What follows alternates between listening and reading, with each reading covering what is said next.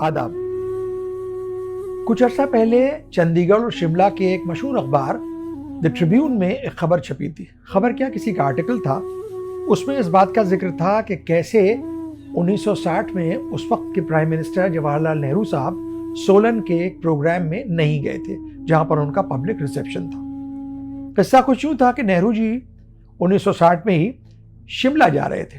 तो शिमला के ही रास्ते में एक कस्बा, एक छोटा सा टाउन आता है सोलन। वहां पर उनका एक पब्लिक फंक्शन था, लेकिन नेहरू जी उस फंक्शन में इसलिए नहीं गए क्योंकि वो फंक्शन डायर मेकिन्स के कंपाउंड में था।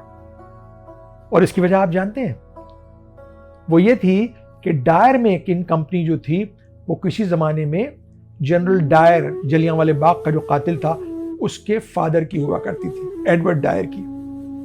और लेकिन आज़ादी के बाद उसको 1949 में नरेंद्रनाथ मोहन साहब ने खरीद लिया था, लेकिन उसका नाम बदलना भूल गए थे वो, या उसका नाम नहीं बदला गया था।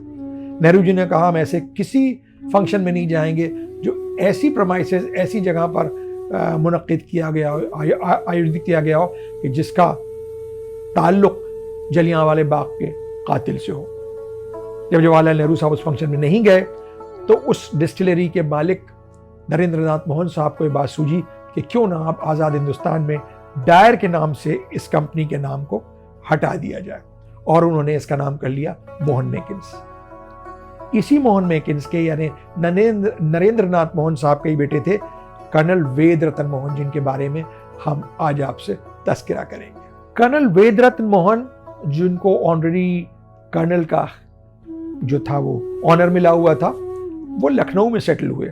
उनका कारखाना था मोहन मेकिन्स डिस्टिलरी, जो लखनऊ में डालीगंज के इलाके में थी।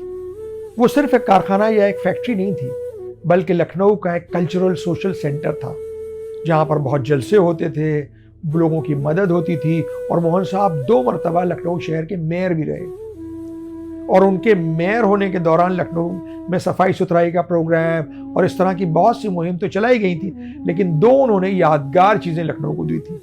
एक तो है जो ग्लोब पार्क, जो लखनऊ का एक आइकॉनिक पार्क है लखनऊ शहर में, क्लार्क सवद के सामने ग्लोब पार्क, ये मोहन साहब ने बनवाया था। दूसरा, पंडित जवाहरलाल नेहरू के इंतकाल, उनके देहांत के बाद उन्होंने 1965 में एक फवारा बनाया था गोमती नदी के बीचों बीच, और बिल्कुल सीध में था शहीद स्मारक की। और वो फवारा जो था वो रंग बिरंगे फवारे छोड़ता हुआ आसमान तक जाता था, यानी उसकी ऊंचाई इतनी होती थी कि जो शहीद स्मारक की जो ऊंचाई थी उसके बराबर होती थी।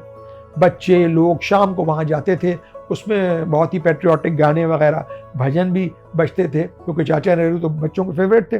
शाम को जाते थे और उस फवारे का मजा लेते थे। उसका नाम था जवाहर फुआर। जैसा कि हमने अर्ज किया कि मोहन साहब एक किस्म के लखनऊ के नए नवाब थे।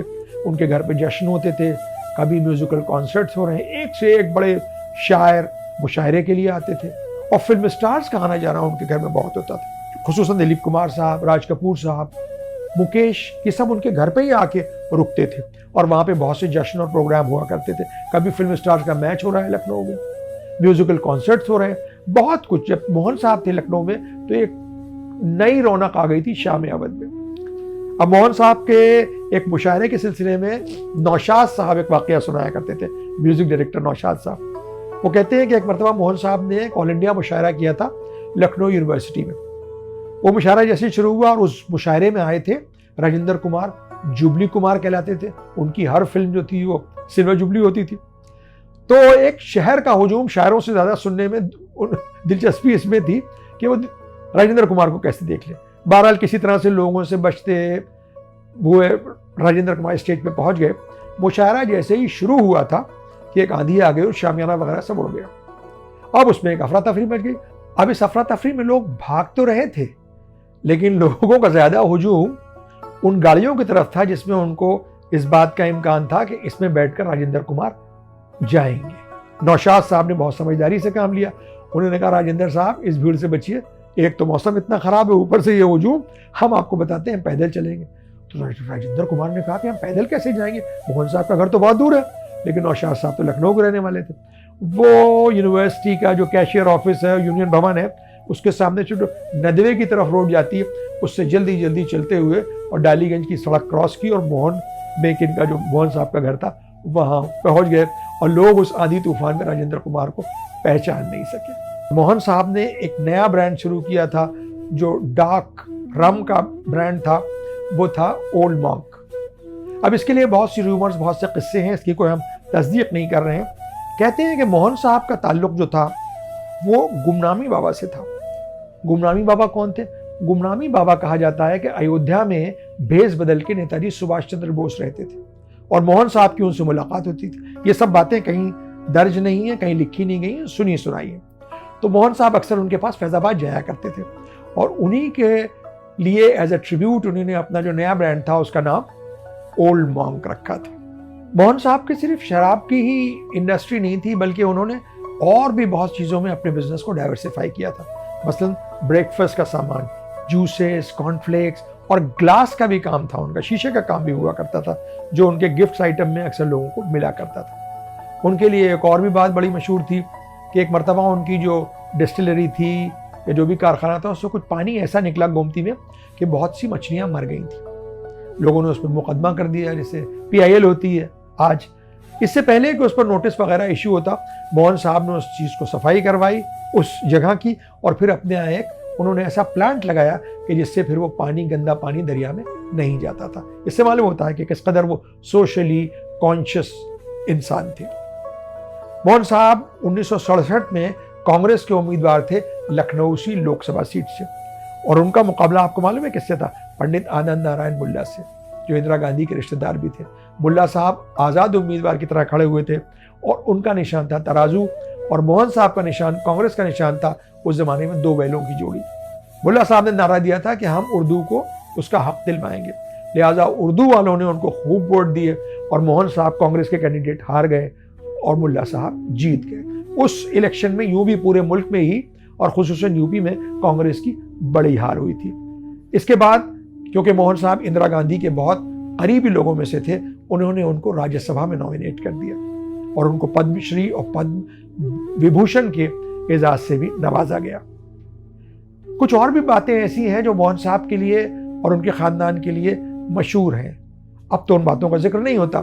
एक जमाने में लखनऊ में इस बात के बड़े चर्चे थे कि जो मारुति कार संजय गांधी साहब बना रहे थे, उसको पूरा कॉन्सेप्चुअलाइज मोहन साहब के घर में ही और उन्हीं के सिलसिले से हुआ था। और संजय गांधी साहब कहते हैं कि लखनऊ उनके घर बहुत आया जाया करते थे। हालांकि संजय गांधी साहब की बहुत सी बायोग्राफीज लिखी गई हैं, लेकिन मोहन साहब से उनकी कुर्बत का कहीं पर कोई तस्करा नहीं है। यहाँ पर हम आपसे ये भी बयान कर दें, इस बात की हम कोई तस्दीक नहीं कर रहे हैं, लेकिन जो बातें सुनी है लखनऊ में कि संजय गांधी साहब और मोहन साहब की बेटी से एक ज़माने में ये भी चर्चे थे कि शादी होने वाली थी। मोहन साहब का 1973 में इंतकाल हो गया। उनके इंतकाल की खबर लखनऊ में बहुत बड़ी इस शोक की खबर थी। लोग बहुत अफसरदा थे, क्योंकि मोहन साहब सिर्फ एक रईस नहीं थे शहर के, एक सोशल एक्टिविस्ट नहीं थे, बल्कि बहुत ही मददगार थे, खुसूसन गरीबों के। उनका एक वाक़या जो हम ज़ाती तौर पर जानते हैं, एक साहब थे महबूब, जो रिक्शा चलाते थे। वो हम लोग को भी स्कूल वगैरह अपने रिक्शे पर ले जाते थे। महबूब साहब किसी वक्त बहुत परेशान थे और उनको कुछ पैसे की ज़रूरत थी। कोई ज़्यादा पैसा नहीं, 200-250 रुपये चाहिए थे।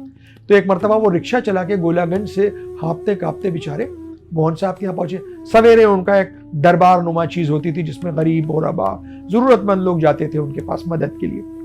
उनको देर हो गई पहुँचने में और मोहन साहब अपने घर के अंदर चले गए थे। लिहाजा बड़े लोगों का जो स्टाफ होता है वो देख से ज़्यादा चमचे गरम। उन्होंने महबूब साहब से कहा अब आप कल आइएगा। उन्होंने कहा साहब मैं बच्चों को स्कूल छोड़ने जाता हूँ रिक्शे पर, मैं रोज़ कैसे इस बात को अपनी नौकरी को छोड़ के आऊँगा, आप उनसे कह दीजिए बराए कराम कि गरीब आदमी है, वो उनसे मुलाकात करने चाहता है। वो आदमी अंदर गया, उसने मोहन साहब से बात कही होगी कि देखा भी यार मोहन साहब खुद आ गए महबूब से मिलने। महबूब पसीने में तरबतर, शराबोर बेचारे, वो रिक्शा चला के गए थे वहाँ। महबूब साहब के उन्होंने दोनों कंधों पर हाथ रखा और कहा कोई बात नहीं, आपको देर हो गई और आपकी क्या परेशानी है। कोई घर में बीमार था शायद, उनके 200-250 रुपए लिफाफे में रख के मोहन साहब ने उनकी मदद की थी। इस तरह के थे। एक बात और मोहन साहब के लिए बड़ी मशहूर थी, वो बीमारों को देखने पहुंच जाते थे। शहर में कोई भी बीमार, तो 2 बार मेयर रहे थे, सभी लोग उनसे उम्मीद लगाते थे। बीमारों को जब देखने जाते थे तो उसके सिरहाने लिफाफे में कुछ पैसे रख के आते थे। एक खुसूसियत और थी मोहन साहब की, वो बहुत एम्बिशियस आदमी थे, देखने में बड़े खूबसूरत थे। धर्मेंद्र साहब की जैसी कुछ उनकी शक्ल थी, बड़े पंजाबी खूबसूरत इंसान थे। उनके साथ एक कैमरामैन रहता था, ब्लैक एंड व्हाइट उस जमाने में था, जो 24 घंटे वो जहाँ जाते थे वो उनकी तस्वीरें खींचता ही रहता था। अगर यूँ देखा जाए तो मोहन साहब की पूरी एक लाइब्रेरी होगी, पता नहीं उनके घर वालों के पास है कि नहीं है, जो तस्वीरें उनकी पूरी ज़िंदगी में खींची हों। लखनऊ की एक बाजार है अमीनाबाद में, जिसको एक ज़माने में रेफ्यूजी मार्केट कहा जाता था। वो हमारे हजरात, वो भाई बहन जो पार्टीशन में पंजाब से, सिंध से यहाँ आए थे, उन लोगों ने वहाँ अपनी दुकानें हनुमान मंदिर के पास पार्क में कायम की थी। मोहन साहब के ज़माने में उसको रीऑर्गेनाइज किया गया और उसका नाम मोहन मार्केट हो गया, और आज भी वो मोहन मार्केट से नाम से जानी जाती है। आज के प्रोग्राम का वक्त अब यहीं पर तमाम होता है। इजाज़त लेने से पहले वही गुजारिश जो हमेशा करते हैं हम आपसे, कि आप हजरात इस प्रोग्राम को देखें, हमारे एपिसोड्स अपने दोस्तों से शेयर करें और उनसे सब्सक्राइब भी कराएं। बेहतर होगा कि आप इसको YouTube पर देखा करें, और बेल का आइकन दबाना आप हरगिज़ ना भूलें, ताकि आपको टाइमली नोटिफिकेशंस मिलते रहें।